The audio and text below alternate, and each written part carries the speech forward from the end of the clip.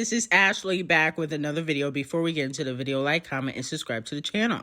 So Cardi B announced yesterday her new single, Hot Shit, which she was supposed to do at the BET Awards. She never did that. She just posted on her Instagram.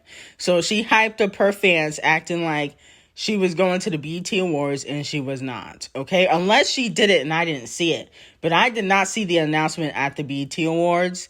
I didn't watch it all the way through. You know, I tuned in and then I tuned out, okay?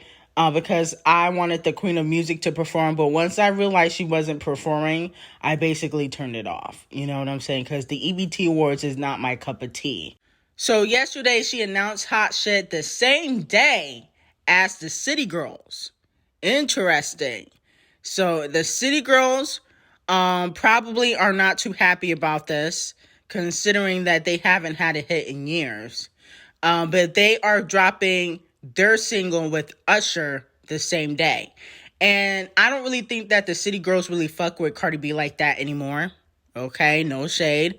I don't think that they're ever going to openly beef with Cardi B because they don't want no problems with Atlantic.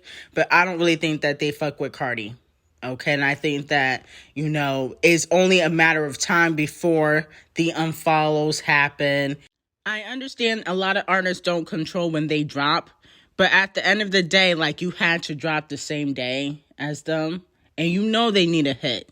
And then on top of that, you ain't put out a single in like 5 years, okay? Whopping Up, I don't really count because no album came out with those singles. You know, you're trying to put it on a second album. But I do find it to be interesting. You know, the City Girls were saying they were Team Cardi a few years ago. Remember, on The Breakfast Club, I'm Team Cardi. Now they no longer Team Cardi no more. Okay? But hopefully the City Girls can get Cardi B on their album. That would definitely help them because nobody cares about the City Thoughts like that. No shade. Let me know who you guys are interested in hearing. The City Thoughts or Cardi B. Okay? Let me know who you guys think is going to have the better record. For whatever reason, the snippet that Cardi B dropped, it kind of sounds like Up in my opinion. Okay, it sounds like Up. Some people are saying that she is copying Megan Thee Stallion by saying Hot Shit. And, you know, Megan has Dot Shit. Moving on to Chlöe, she performed at the EBT Awards. I liked her performance. In the very beginning, I forgot that we were at the EBT Awards. Because, you know, she does the lap dance in the front. But, you know, the Queen Bee has done that before. So we know where she got it from. But I think that Chlöe had a good performance. I didn't care for the choreography per usual because it was just a lot of twerking. But the vocals are there. Her mic was on. So you got to give props for that. So if I had to rate her performance, I would give it an 8 or 9 out of 10. The only thing I noticed was she was definitely having sound issues. I noticed that like towards the end of the performance. You know, she was like holding her ear, probably trying to hear the beat, trying to hear the background music. And then on top of that, the choreography was a little bit boring. But with that being said, her vocals were there. So that's why I'm giving her an 8 out of, 10 or a 9 out of 10. Doja Cat was snubbed, okay? She was nominated for 6 EBT Awards and won none. And she had one of the most successful albums of the year. Now, I let it slide when they did not nominate, Lil Nas X because, at the end of the day, Montero to me was okay. It only had like 2 songs that I liked, okay? But Planet Her has hits upon hits. And I told you they were going to snub her for the Female Rapper Award and give it to Megan Thee Stallion. I already told y'all they were going to do that. But she should have won something. I understand that Jasmine Sullivan won for, Best Pop and R&B Female Artist. But I just feel like the EBT Awards, they're falling apart. And maybe they don't really consider Doja Cat to be black. That could be a situation too. Because at the end of the day, has Doja Cat even won an EBT award before? Maybe she has. I don't really watch the EBT Awards like that. I just catch the highlights. But the fact that she was snubbed is kind of disrespectful. And that's why I don't really be tuning in unless the Queen of Music performs. The EBT Awards deserve to be canceled. It needs to be replaced with a different black entertainment show. And then on top of that, the EBT Awards are not even owned by black people. So we should just cancel them. Okay? I'm glad I didn't tune in, and I think next year we should all not tune in again. Moving on to my confirmed tea on Jack Harlow and Brandy. I told y'all a few months ago that they had spoken behind the scenes, and that's one of the reasons why he brought her out on stage. Here's what I said roughly a month ago. Brandy basically put her own spin to First Class because she was not happy with Jack Harlow not knowing who she was and calling her Ray J's sister. So she got upset, obviously, and she put out some, bars. I did not care for the remix, and maybe they could really, collaborate, okay? Because I did hear that they might have spoken behind the scenes. So maybe we will get a collaboration in the future.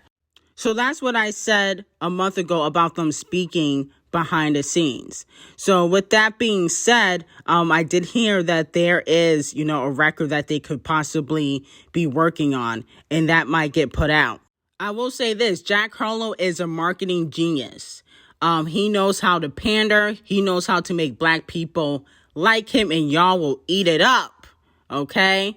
I definitely think he was just trying to right his wrongs because people were clowning him for not knowing Brandy. Other than that, I don't think he would have brought her on stage. No shade. I think that it was a strategic move, and he has one of the best teams in the music business. I mean, he's under Atlantic, so they know what to do. Moving on to Lizzo and DOJA. I feel like Lizzo and DOJA had one of the best performances of the night. There's just something about Lizzo when she gets on stage. She has a lot of energy. I think that she should mentor Saweetie in regards to performing. Okay? Lizzo is a very good performer. I may not like her music like that, but I cannot deny that she is talented. Lottery Ticket brings out Mariah Carey to perform, the Big Energy remix. That performance was okay to me. I don't really get into Latto's performing. Like, sometimes I feel like the background vocals overpower her even, rapping on the mic. I don't know what it is. And then on top of that, I'm not really into Latto. She's kind of boring. Latto won Best New Artist. Okay, so congratulations to that. I do feel like, that was well-deserved. And then I think Megan Thee Stallion won Best Female Rap Artist. I don't know if it was deserved, no shade, because if we're going based on last year's numbers, she wasn't the best female rapper, no shade. And this year, she's still not the best female rapper if we're going by stats. But I understand why they gave it to her, because they didn't want to give it to Nicki, and they didn't want to give it to Doja Cat, and Cardi ain't got no music out, okay? So I understood why they did it. But it wasn't well-deserved in my opinion. But I think Megan is very talented.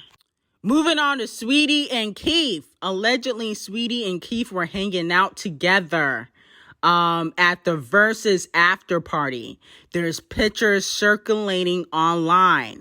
Somebody sent me these pics through my DM. Now, I will say this. Even though I do feel like Saweetie misses Keith, and I said that a month ago, that she wanted Keith back, I don't feel like it would last between them, only because Saweetie cheated on Keith with allegedly Justin Combs. And then on top of that, Keith don't really got that shmoney like that, okay? I heard he's a little bit frugal. So I feel like eventually Saweetie will not really entertain him if she's not getting her bills paid, if she's not getting a Birkin. She's going to get easily annoyed with the fact that she will not be getting taken care of. So with that being said, I kind of feel like eventually when she finds somebody new, somebody richer, she's going to stop hanging out with Keith. He's here for the moment. And then she's going to go back to dating ballers. No shade. But I think that they're probably hanging out. I don't think that she would ever really fully go back to Keith because he ain't got that money like that. Okay? Maybe if he was at Michael B. Jordan's level, who she used to date too, then she would give him a chance. But he's not really known like that. Okay? He's known on social media. But he's not an A-list actor. No shade. Anyway, like, comment, and subscribe to the channel. Have an amazing day.